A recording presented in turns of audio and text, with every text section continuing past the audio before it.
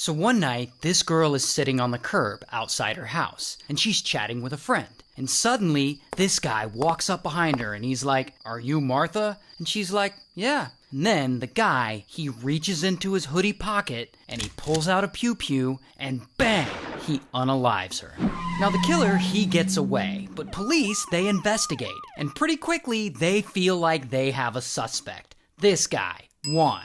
Because Juan's brother was involved in a separate murder case, and the girl, Martha, she testified at that trial. So police think Juan unalived her, and the SWAT team, they go to his house, and bam, they arrest him. And when police sit Juan down and tell him he's charged with murder, Juan's like, "What the fuck? That's impossible. I didn't murder anyone. I was at a Dodgers game that night." And police are like, "Psh, prove it." And so Juan, he shows them his ticket stubs from the game. But the thing about ticket stubs is, I guess, anyone can just buy tickets. It doesn't mean he went to the game. So police, they don't believe him. And they tell Juan that eyewitnesses had seen him shoot Martha that night, and that those witnesses identified him as the shooter through his mugshot. But of course, that's a lie. There were no witnesses who identified him through his mugshot. Police are just trying to trick him into confessing. But Juan, he doesn't confess. He sticks to his story. And police, they end up charging him with unaliving the girl, Martha, and they throw him in jail. And so he's there in jail waiting for his trial to start. Here's his mugshot.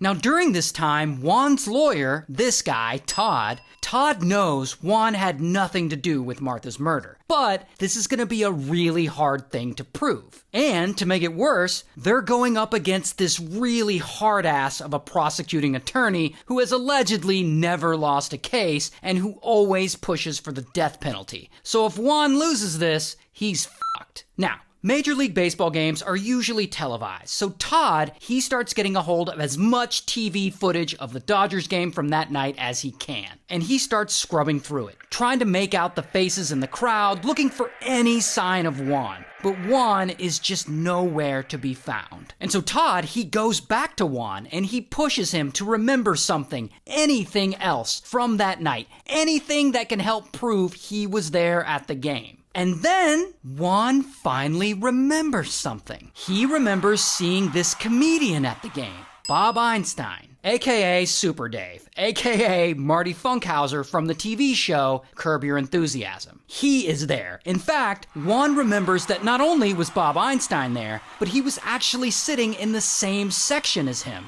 And Juan's pretty sure there were cameramen following him around. And so Todd is like, "Hey, that might be something." And so he goes and he calls around and he gets the contact info for the camera crew that was there filming Bob Einstein that day.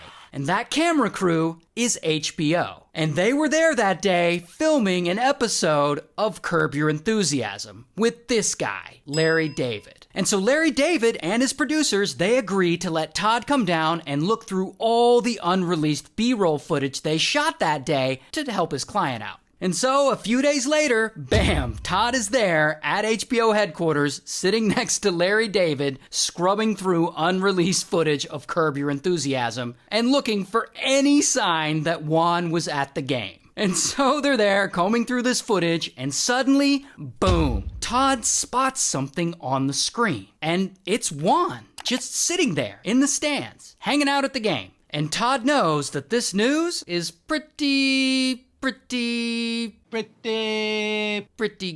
And he immediately gets screen grabs of the footage and he sends it right to the DA's office. And there's some cell phone records that end up helping his case too. But after 5 months of being in jail for a crime he didn't commit, kapow! Juan is finally released from jail. And all the charges against him are ultimately dropped. Here he is with Todd holding screenshots from that footage. And the good news is the two guys who were ultimately responsible for unaliving Martha, well, they were eventually caught and they got life in prison. While Juan, he ends up filing a lawsuit against the city of Los Angeles for wrongful arrest and wrongful imprisonment. And ultimately, he's awarded a settlement of $320,000. So at the end of it all, I bet police were like,